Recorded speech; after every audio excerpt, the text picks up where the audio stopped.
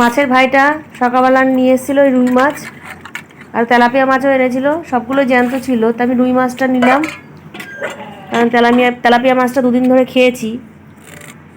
আর এখন বাজারে গিয়ে মাছ এনে রান্না করতে দেরি হয়ে যাবে, ওই জন্য এখান থেকে রুই মাছটা নিয়ে নিলাম। বৌদিকে বললাম কেটে দিতে, ভাইটা বলেছিল পরে এসে কাটবে, তার তো সময় ছিল না। গুড মর্নিং বন্ধুরা, তোমরা সবাই কেমন আছো? আমি তো খুব ভালো আছি। সকাল সকালে উঠে স্নানটা করে নিলাম, কারণ আজকে কলকাতা যেতে হবে, পুজোটা দেবো। আজকে 24শে মে বুধবার, এখন বাজে 10টা। ঘুম থেকে উঠেছি 6টা নাগাদ। কারেন্ট আসেনি কালকে সেই ঝড় বৃষ্টিতে, মোবাইলেও চার্জ নেই, জানি না কতটুকু ভিডিও করতে পারবো। মেয়ের ফোনে একটু চার্জ আছে, চেষ্টা করবো ওটা দিয়ে করার। আজকে কলকাতায় যেতে হবে, এখান থেকে 11:30টায় বেরিয়ে যাব। মেয়েরও অ্যাপয়েন্টমেন্ট নেওয়া আছে, মায়েরও নেওয়া আছে, তোমাদের দাদারও নেওয়া ছিল, কিন্তু তোমার দাদা যেতে পারবে না, পড়াতে যাবে। আমাদের কারেন্টও নেই, ইনভার্টারও চার্জ নেই। কি বাজে পরিস্থিতি, কখন কারেন্ট আসবে কেউ বলতে পারবে না।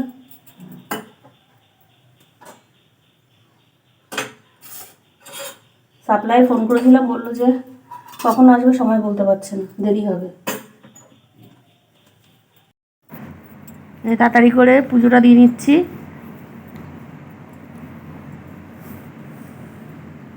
পুজো দিয়ে বৌদিকে বললাম ওদিকে রান্না চাপিয়ে দিতে, বৌদি রান্না চাপিয়ে দিয়েছে। আজকে আর সকালে টিফিন খাবো না, একবারে ভাত খেয়ে বেরোবো। এই পুজো আমার করা হয়ে গেছে,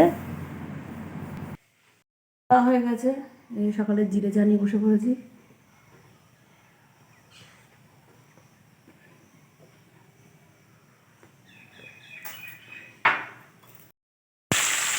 কলকাতা যাবো বলে সকাল সকাল রান্না বসে দিয়েছে। বাবার জন্য রুটি হচ্ছে, পটল দিয়ে রুই মাছ হবে, মুসুর ডাল নেমে গেছে, আলু ভাজা হয়ে গেছে। এখান থেকে জানলা থেকে একটু হাওয়া আসছে ভালো, তাই এখানে এসে বসলাম।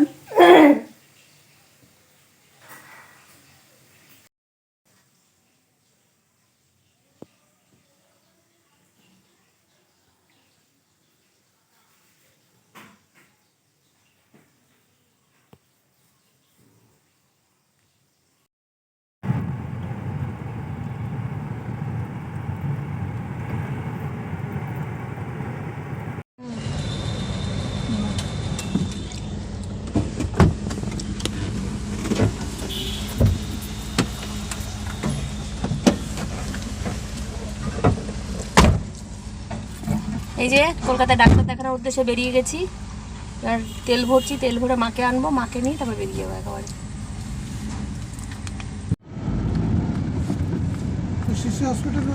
না না, গৈপুর চৌমাথা, চতুর্তলা হয় ডান দিকে যে রাস্তা যাবে না।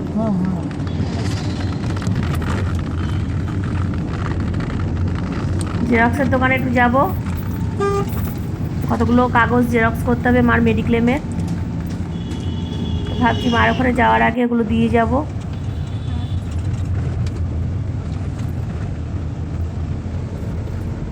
এত সকাল সকাল এত গরম, তার উপরে কারেন্ট নেই, গরম গরম ভাত খেয়ে শরীরের মধ্যে আয়রা আয়রা করছে।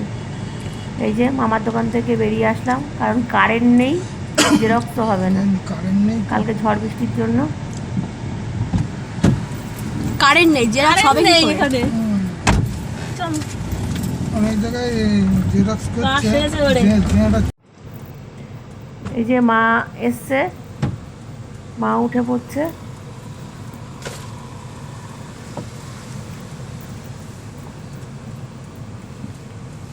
মা বলছিল মসলন্দপুরে পালে যাবে, কিন্তু এখন আর যাওয়ার সময় নেই, দেরি হয়ে যাচ্ছে, একবারে বেরিয়ে যাব।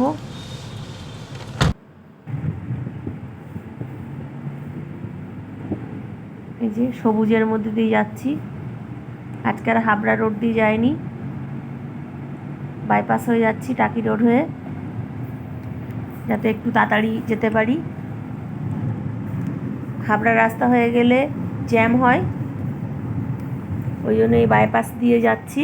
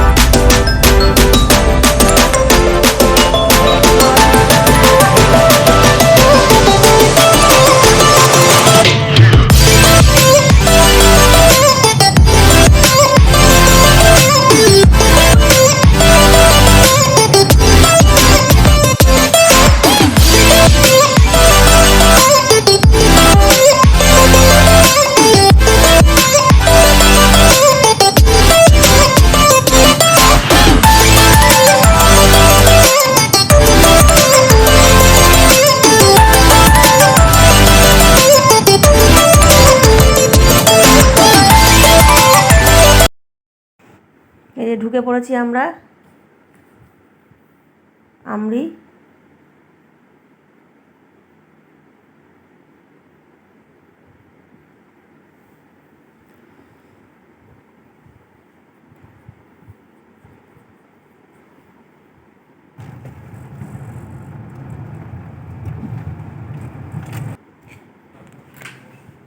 ডাক্তারবাবু এখন আসেনি, আমরা সবাই ওয়েট করছি।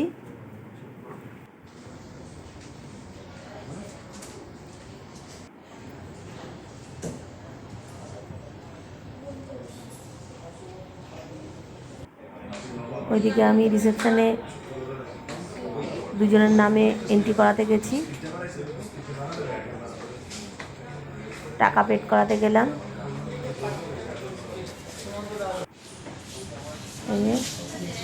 মেয়ে কাঁধে ভর দিয়ে একটু আহ্লাদ খেয়ে নিল।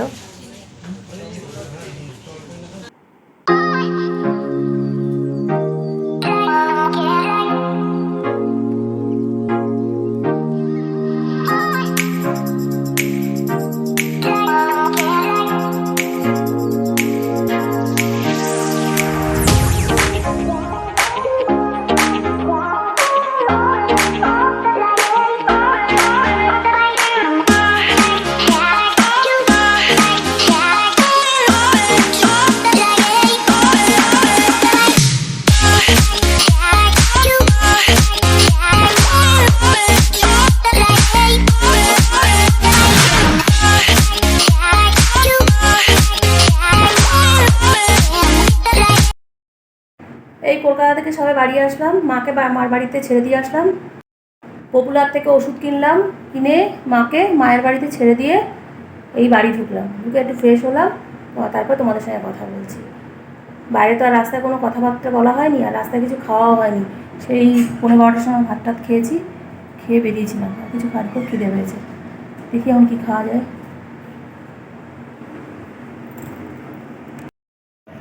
এই যে বাবা কাকে বলে অর্ডার দিয়ে নবদ্বীপের লাল দই নিয়ে এসছে।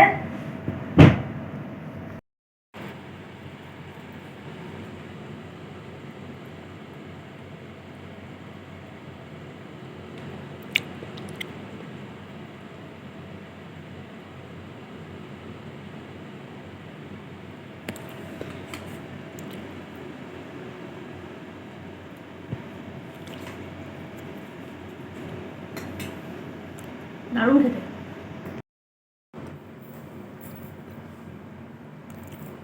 রাত্রিবেলা এখন 12:30 বাজে, সব কাজটা সেরে এসে বসলাম, বাবাকে খেতে দিলাম। এসে তোমাদের দাদা বাড়ি ফিরলো, নিজেরা গুছিয়ে খাওয়া দাওয়া করলাম, করে বিছানাপত্র সব ঝাড়াঝাড়ি হলো। ডাক্তারবাবু কী বললো, মাকে ন্যাচারালি মান্থলি 2 মাস পরে যেতে বলেছে। যেরকম ওষুধ খায়, শুধু তিনটে ওষুধ অ্যাড করলো এক্সট্রা। আর মেয়েকে দেখালাম মেয়ের হাতের জন্য, হাতে এখন এই মুহূর্তে অপারেশন করতে বারণ করেছে। 1 মাস ওষুধ খেয়ে আবার দেখাতে বলেছে। আর হাতে কোনো প্রেশার দিতে বারণ করেছে, প্রেশার দিয়ে কোনো জিনিস তুলতে বারণ করেছে।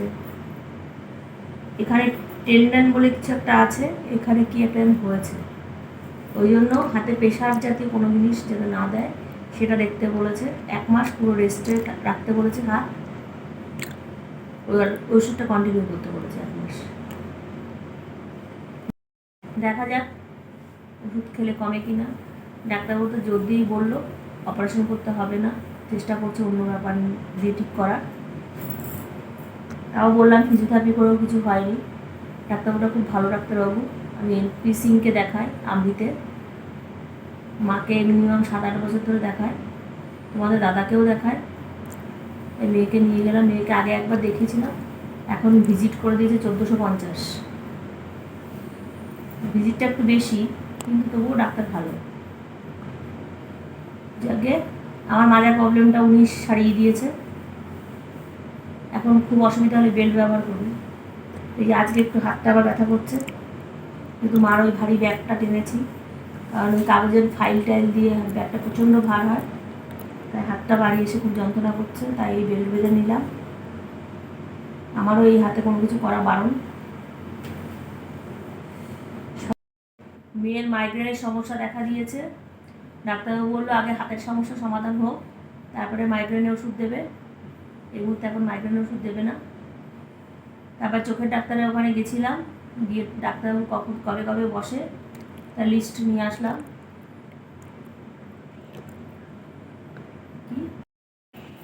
চোখের ডাক্তার বলতে গেলে হৃদয়পুরে আর মধ্যমগ্রাম আর হৃদয়পুরের মাঝখানে আর কি, রেণুকা মেয়ে স্কুলের অপোজিটে, ইন্দিরা গান্ধী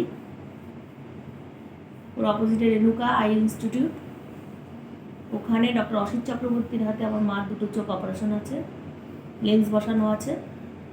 এখন মনে হয় চোখটা ধোয়াতে হবে, ওই জন্য চোখের ডাক্তার দেখাতে হবে। তা উনি কবে কবে বসে সেটাই এখন শুনতে গেছিলাম, কারণ আগের ফোন নাম্বারটা কাজে লাগছিল না।